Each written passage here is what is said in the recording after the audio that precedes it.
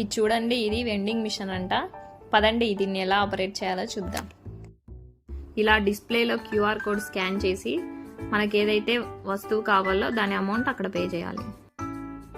ఈ విధంగా మన వస్తువు పక్కన కోడ్ ఉంటుంది. ఆ కోడ్ని ఇక్కడ ఎంటర్ చేయాలి. ఇప్పుడు మనకు కావాల్సిన వస్తువు వచ్చి కింద పడుతుంది.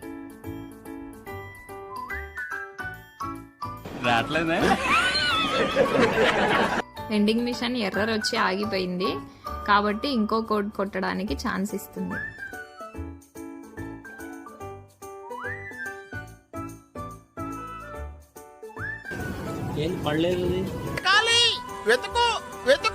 వెతికితే దొరకందంటూ ఏదీ లేదు. పడింది.